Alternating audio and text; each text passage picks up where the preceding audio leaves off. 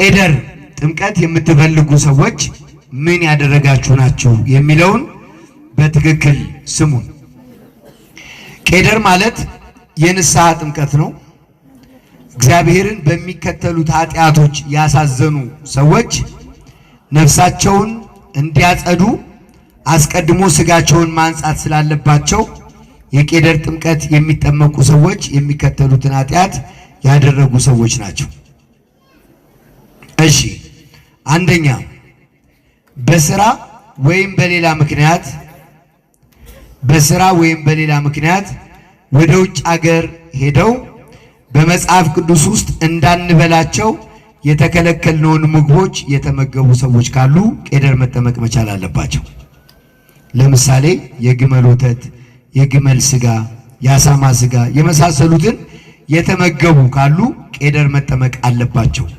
ሁለተኛ በሃይማኖታችን የማንመሳሰላቸው ሰዎች ጋር ከሃይማኖታችን ውጪ ከሆኑ ሰዎች ጋር በምንጣፍ የተገናኘ ወይም ግብረ ስጋ ግንኙነት የፈጸመ ካለ ቄደር መጠመቅ መቻል አለበት። ኦርቶዶክሳውያን ያላረድነውን በሌላ እምነት ያሉ ሰዎች ያረዱትን ምግብ የተመገበ ቄደር መጠመቅ መቻል አለበት። ከስጋ ዘመዱ ጋር ግንኙነት የፈጸመ ካለ ቄደር መጠመቅ መቻል አለበት። እየሰማችሁ ነው? እሺ፣ ሌላ ግለ ወሲብ የፈጸመ የዘመኑ ወጣት ትልቁ ችግር ግብረ ሰዶም የፈጸመ ካለ ሁለቱም ቄደር መጠመቅ ያስፈልጋቸዋል። ይሄ ግዴታ ነው። ከዚህ ውጭ ደግሞ በእምነት የማይመስሉን ሰዎች ጋር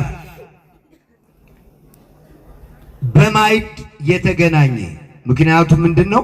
እኛ ኢየሱስ ክርስቶስ አምላካችን ፈጣሪያችን ነው ብለን ስለምናምን በስሙ ባርከን እንበላለን። ሌሎቹ ደግሞ ኢየሱስን አማላጅ ነው ከሚሉት ጋር በአንድ ማዕድ የተገናኘ ሰው ቄደር መጠመቅ አለበት። በሰባቱ የአጽዋማት ጊዜ ጾም ሽሮ የፍስክ ምግብ የበላ ካለ ቄደር መጠመቅ መቻል አለበት።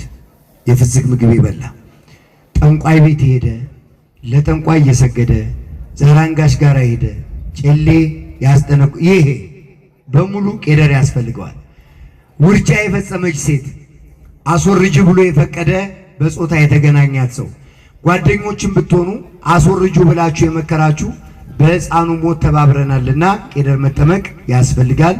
ሴት ልጅ ወር አበባዋን ሳትጨርስ ከወንድ ጋር ከተገናኘች፣ ወንድም የወር አበባዋን ካልጨረሰች ሴት ጋር ግንኙነት ካደረገ ቄደር መጠመቅ ያስፈልጋቸዋል። በቅዱስ ቁርባን አግብተው ባል በሚስት ላይ ሚስት በባሏ ላይ ካመነዘሩ ቄደር መጠመቅ ያስፈልጋቸዋል። ባይጋቡም ግን ቅዱስ ቁርባን እየተቀበሉ በዝሙት የወደቁ ካሉ ቄደር መጠመቅ ያስፈልጋቸዋል።